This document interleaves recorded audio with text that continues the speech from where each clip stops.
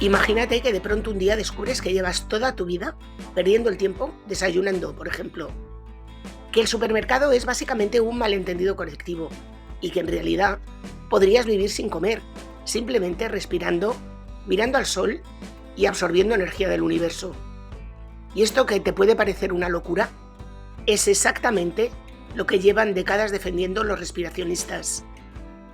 Un movimiento que prometía cambiar el planeta, pero que en realidad ha dejado tras de sí otras cosas un poquito más turbias, como seguidores hospitalizados, muertes por deshidratación, maestros pillados comiendo donuts a escondidas y una gurú australiana que casi entra en fallo renal en directo en televisión mientras insistía en que todo iba perfectamente. Antes de continuar, quería pediros perdón por la voz porque sigo con la alergia y estoy un poco fatal. A ver si se acaba pronto la primavera y esto mejora. Bueno, que no me quiero enrollar más, vamos directamente con el vídeo.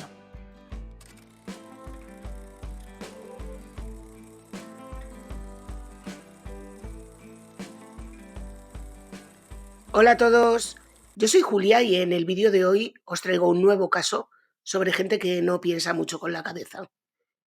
Se trata de un grupo, una secta, una ideología, una tendencia, un movimiento, es que ni siquiera sé cómo definirlo, de gente que cree que se puede vivir sin comer. Todavía nadie ha sido capaz de demostrar que esto sea así, pero, por lo que sea, tiene cientos de miles de seguidores en todo el mundo. La idea de que una persona pueda vivir sin comer, de todas formas, no es algo nuevo, existe desde hace muchísimo tiempo. Durante siglos, distintas religiones relacionaron el ayuno extremo con la purificación espiritual. Monjes, ascetas, yogis, faquires defendían que reducir la alimentación ayudaba a alcanzar estados superiores de conciencia y en algunos casos incluso se les atribuían capacidades casi sobrenaturales a quienes dominaban completamente el cuerpo. A finales del siglo XIX y principios del XX, estas ideas empezaron a mezclarse con otro tipo de corrientes en Europa y en Estados Unidos, y crecieron los movimientos que hablaban de energía vital, vibraciones, fuerza universal o prana, conceptos bastante ambiguos que intentaban unir espiritualidad y estas pseudociencias, medicina natural, que ahora lo invaden todo. Bueno, pues esto más o menos.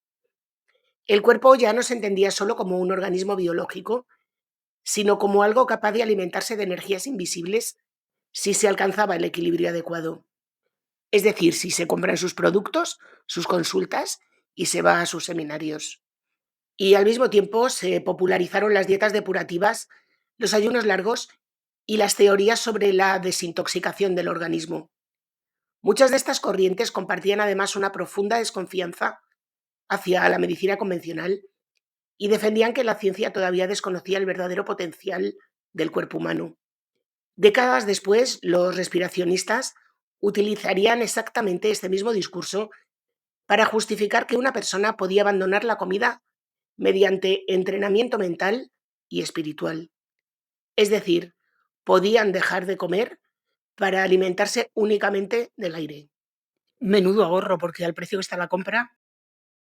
Pero hubo que esperar hasta el año 1972 hasta que apareciera el término breatharism, es decir, respiracionismo, con la publicación de un hombre llamado Dick Gregory de un libro que se llamaba Natural Diet for Folks Who Eat, o lo que es lo mismo, dieta natural para gente que come.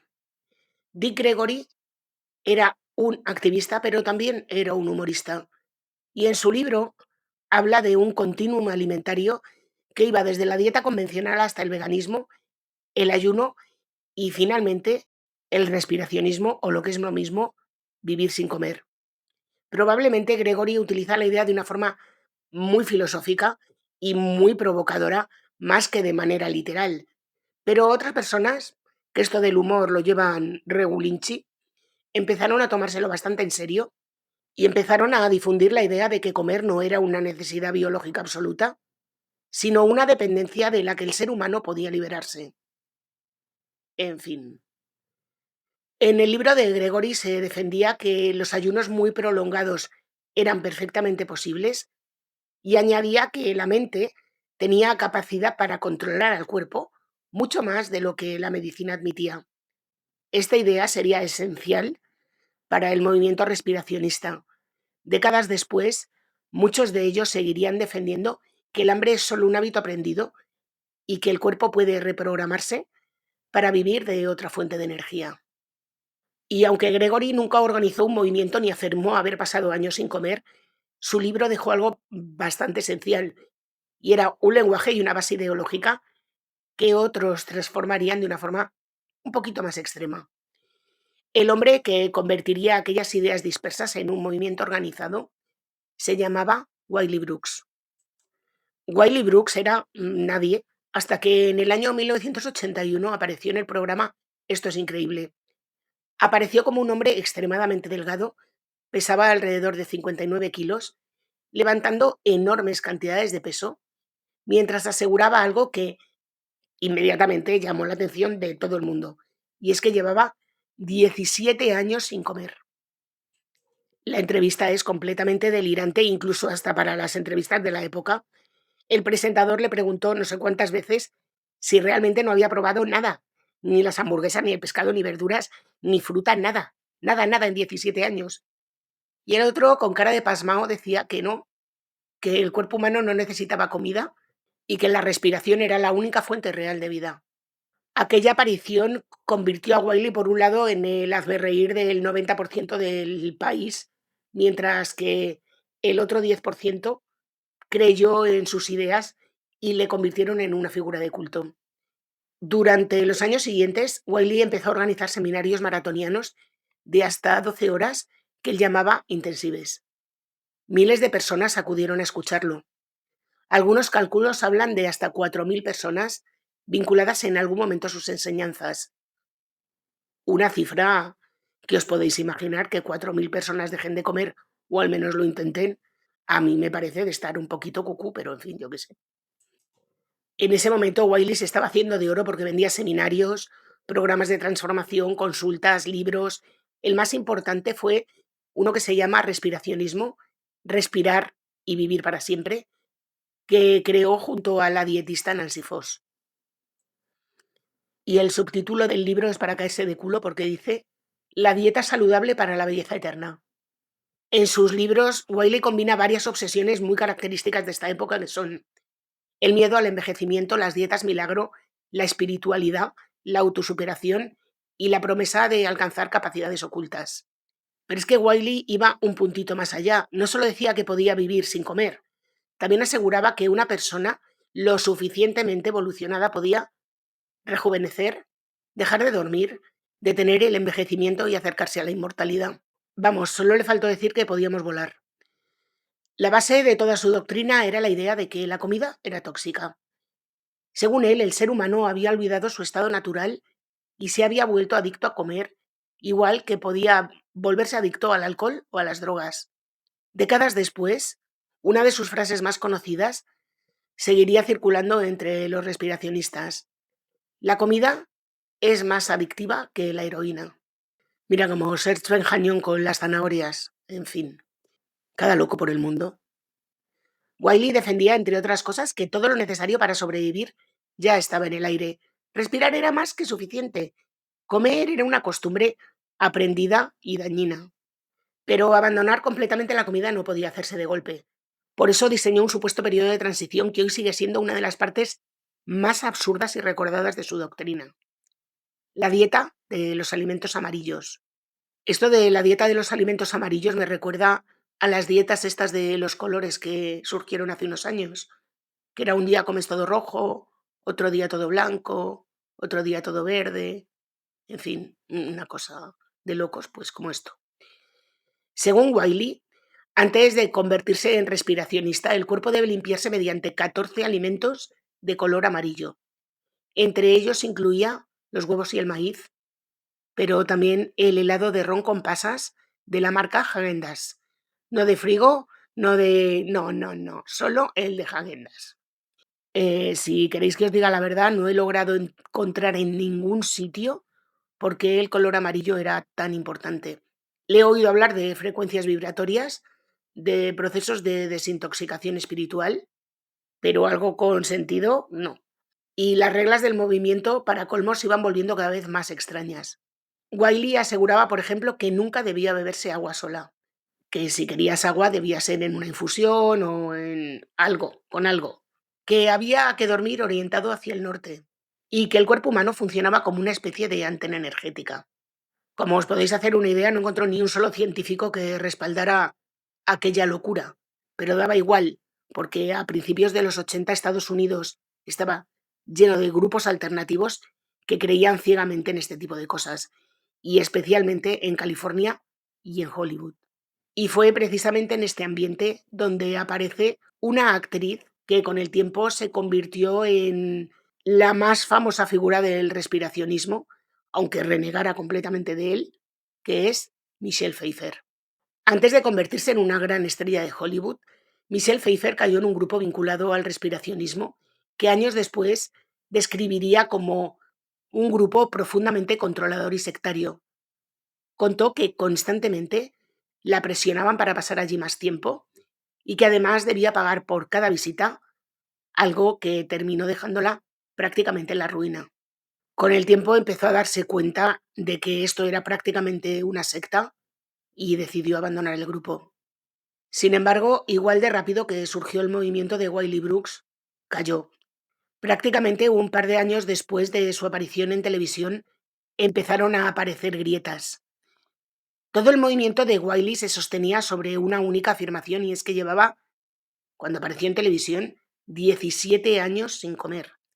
Y este no era un detalle secundario, era la base completa de su autoridad, porque Wiley no se presentaba como un teórico o como un filósofo espiritual, sino como la prueba viviente de que el respiracionismo funcionaba. Su extrema delgadez, su discurso tranquilo y su capacidad para hablar durante horas sobre energía vital ayudaban a reforzar aquella imagen. Sin embargo, varios miembros del propio movimiento comenzaron a sospechar que Wiley estaba comiendo a escondidas, y poco después una seguidora llamada Labelle Lefleur aseguró haberle descubierto directamente. Según contó, le sorprendió comiendo una tortilla. Más tarde afirmó que podía llegar a comerse hasta una docena de donuts de una vez. No me extraña, este hombre debía tener un hambre y una ansiedad que pa' qué. Y dice que como ella no reaccionó demasiado escandalizada al principio, pues Wiley empezó a relajarse y a comer delante de ella cada vez con más frecuencia. Y pronto aparecieron más testimonios. Algunos seguidores aseguraban haberle visto salir de tiendas 7-Eleven cargado con bolsas de comida. Otros afirmaban encontrar envases vacíos y restos de comida rápida en las papeleras de hoteles después de sus conferencias. Y el golpe fue devastador, porque destruía por completo el núcleo del movimiento. Decía, por un lado, que no necesitaba comer desde hacía casi 2 décadas, mientras, según sus propios seguidores, se alimentaba a escondidas de donuts, hamburguesas y comida basura. Y sus explicaciones respecto al tema tampoco ayudaron mucho a arreglar las cosas, sobre todo porque tuvo explicaciones cambiantes. En algunos casos aseguró que todo era una venganza de antiguas parejas y en otros que las acusaciones procedían de miembros expulsados del grupo. Y ya también insinuó pues conspiraciones y ataques personales. Sin embargo, el respiracionismo, que ya era un cachondeo nacional, pues fue ya objeto de burla pública durante semanas. Durante muchos años, Wiley Brooks pasó de ser representado como el hombre que vivía del aire a convertirse en una figura pública ridiculizada hasta el extremo, convertido en el centro de la risión de medio mundo. Y a pesar de todo, aunque os parezca increíble, lo más llamativo es que nunca abandonó realmente la doctrina.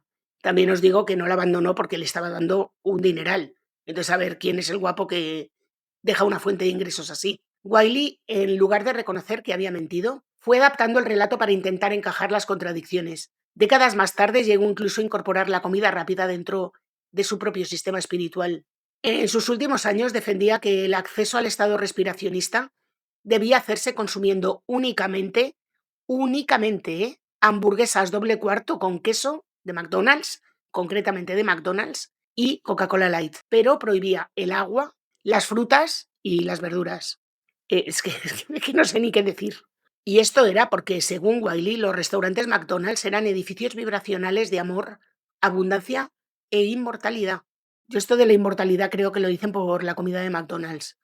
Habéis visto, supongo, las imágenes estas en las que se ve una hamburguesa cómo van pasando los días y que no se deteriora, que es como si fuera de cera.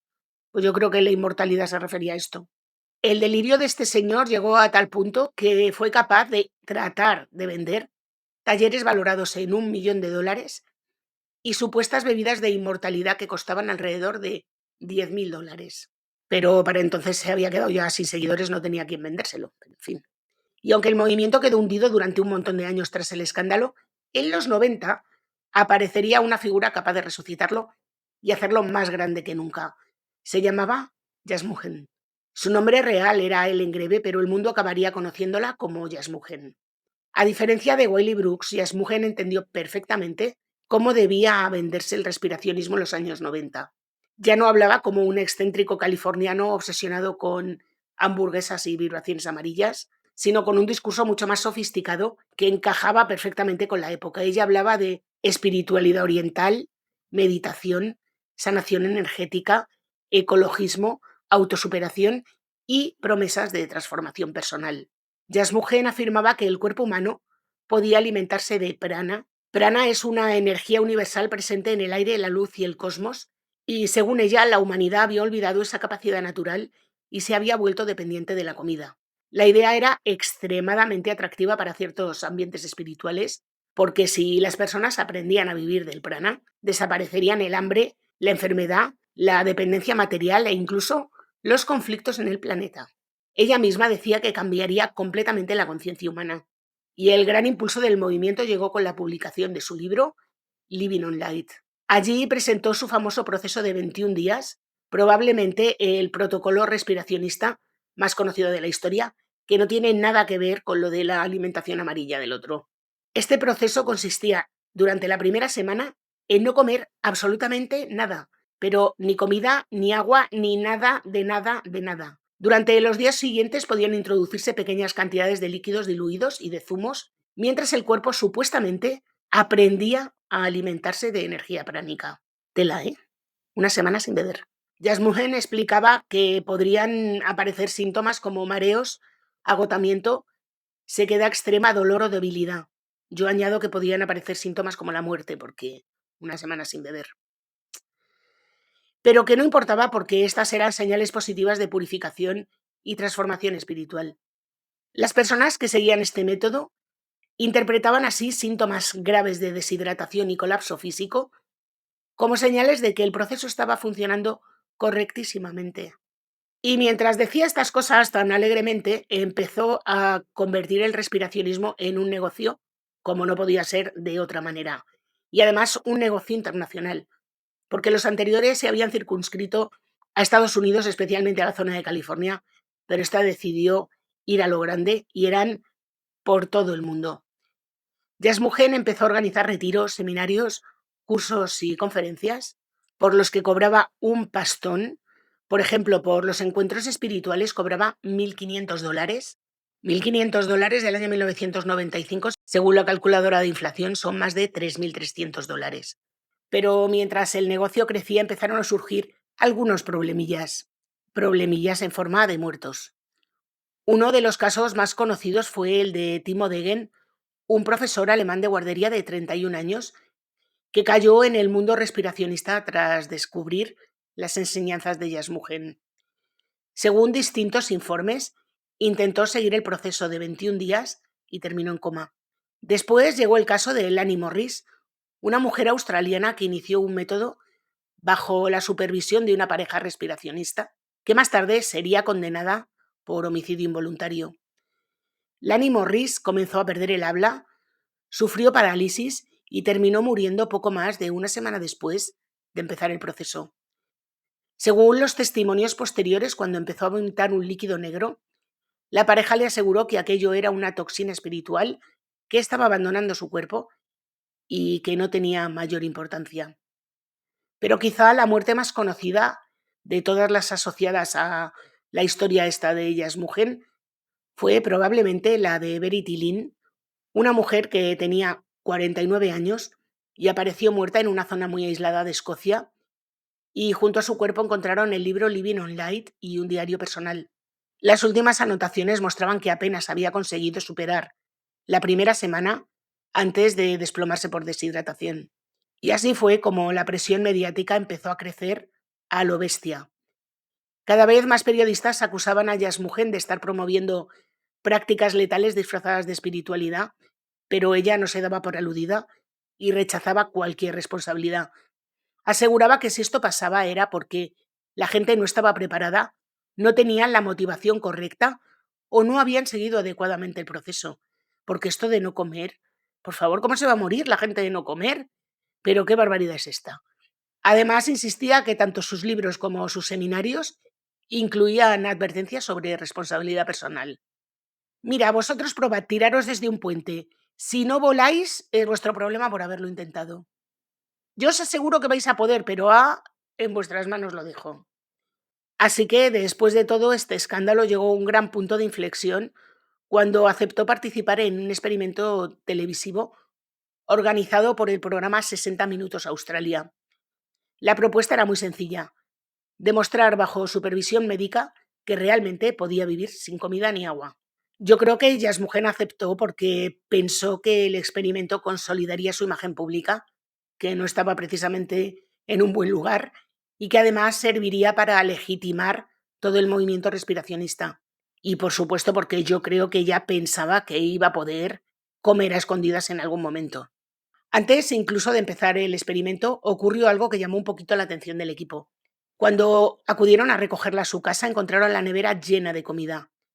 Jasmugen respondió que la mayoría pertenecía a su pareja y que algunos productos, como la crema para el té, estaban allí por si había invitados. Así que el experimento comenzó oficialmente sin comida ni agua, pero el deterioro físico de esta mujer fue rapidísimo. Después de solo 2 días, los médicos empezaron a detectar síntomas claros de deshidratación, un aumento de la presión arterial y un empeoramiento progresivo de las constantes vitales. 2 días sin beber agua ya llevaba, ¿eh? Jasmussen intentó justificarlo diciendo que el aire de la ciudad estaba contaminado y que eso le impedía alimentarse correctamente del prana. Así que el programa aceptó trasladarla a una zona más rural para eliminar esa excusa. Pero no sirvió, como os podéis hacer una idea, de absolutamente nada. Su estado siguió empeorando rápidamente, su pulso se disparó, la tensión arterial cayó, perdió más de 6 kilos en 4 días y los médicos empezaron a alertar de un posible fallo renal. Lo más surrealista de todo es que ella decía que todo iba fenomenal. Cuando los periodistas le preguntaban que cómo se sentía, ella insistía en que estaba bien y que todo formaba parte del proceso espiritual. Finalmente, el médico recomendó detener inmediatamente el experimento porque hacía directamente responsable al programa si la animaba a continuar y a ella le pasaba algo. Así que el programa canceló inmediatamente la prueba y aquello se convirtió en una humillación pública gigantesca para Jasmugen. Para gran parte de la audiencia, el experimento demostraba exactamente lo contrario de lo que ella llevaba años defendiendo. Es decir, el cuerpo humano era imposible que sobreviviera sin agua y sin comida. Y a esta también, pues la prensa se la comió con patatas. Poco después recibió un IG Nobel, que es una parodia de los premios Nobel, destinada a burlarse de investigaciones y teorías pseudocientíficas. Perdonadme que me detenga aquí un momento, pero es que me encantan estos premios IG Nobel, que en realidad es un juego de palabras con Ig Nobel, que es en inglés innoble, que promueve una revista que se llama Anales de Investigación Improbable, es una revista un poco satírica.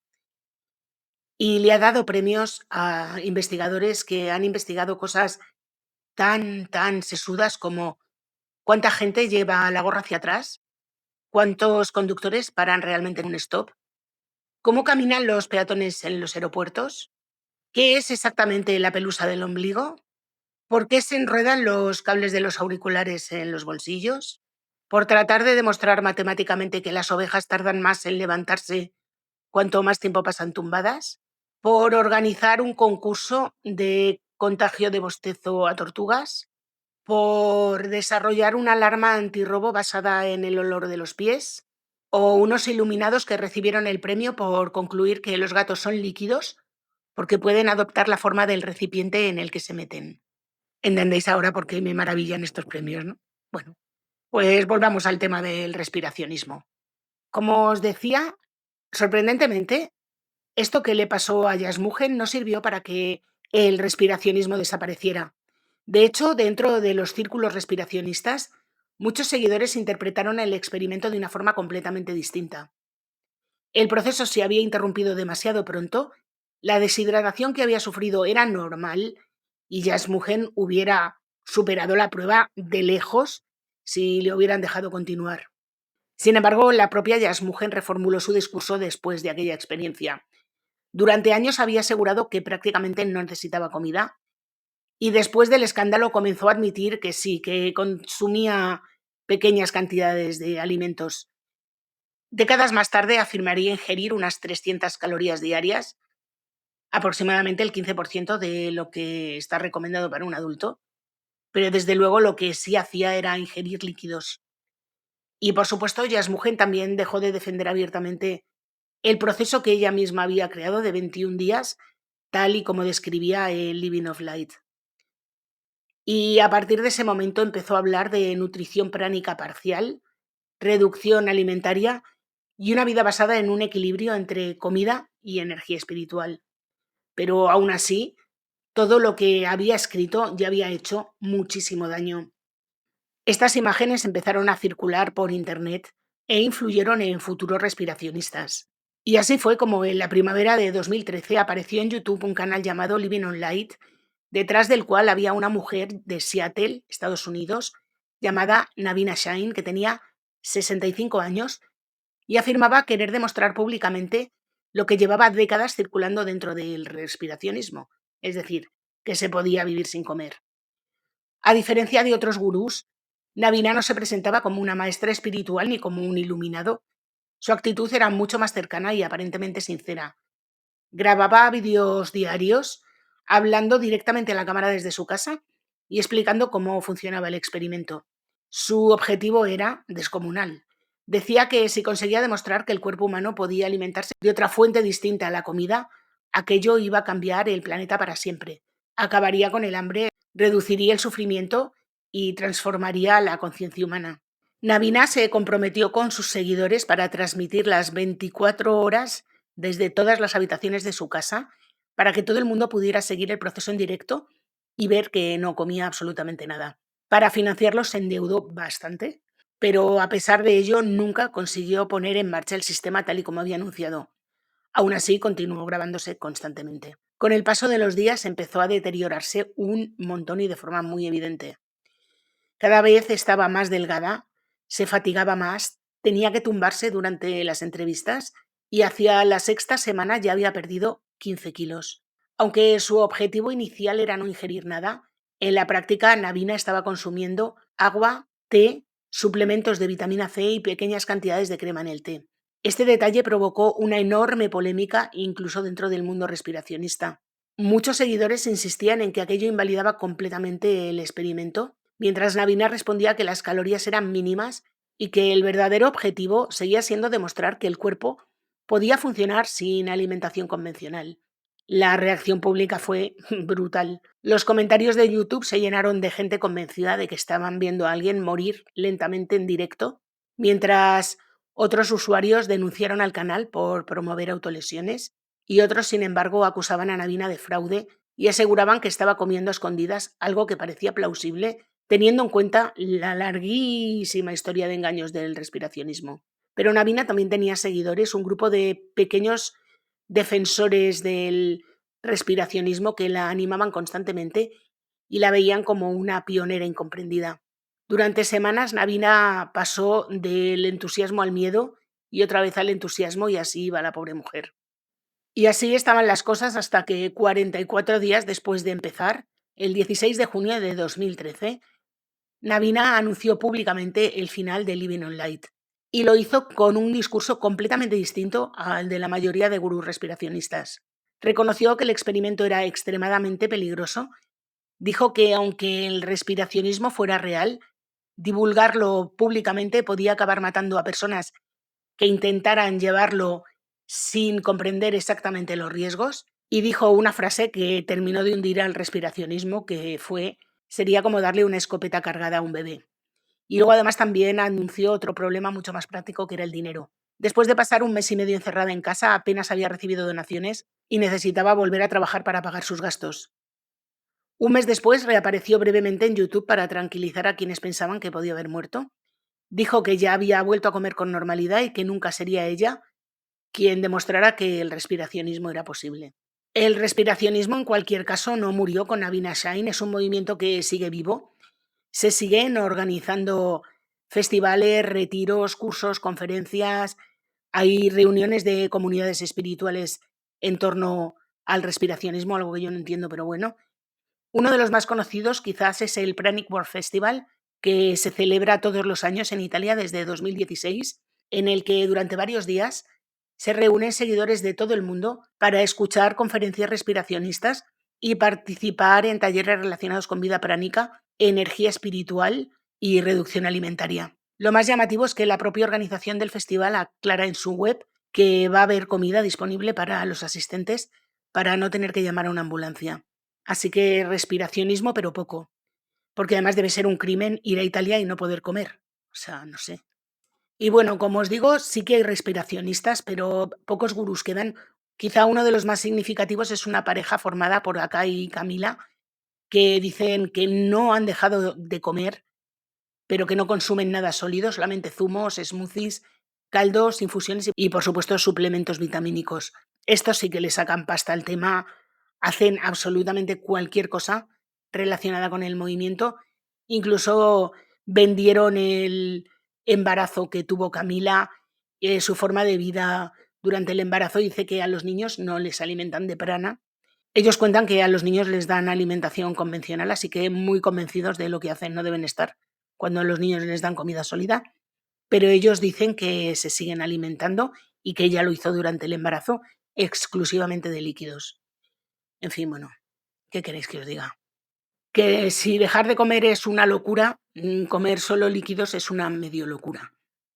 Pero bueno, en cualquier caso, que sepáis que el respiracionismo sigue existiendo, que cada vez con menos adeptos, evidentemente, pero que es una forma de vida alternativa que no ha dejado de estar presente desde los años 70. Y que me parece muy bien que cada uno se mate como quiera, pero yo, ¿qué queréis que os diga? Prefiero morir después de haber tomado un buen platito de jamón ibérico que después de haber estado en ayunas durante 21 días. Y bueno, con este dato tan escasamente relevante me despido del caso de hoy. Espero que os haya gustado. Si es así, por favor, dejarme un like, activar la campanita, comentar, compartir, suscribiros si no lo estáis. Recordad que tengo otro canal, Tinta Roja, donde subo vídeo todos los viernes y en este subo vídeo todos los martes. Así que hasta la semana que viene.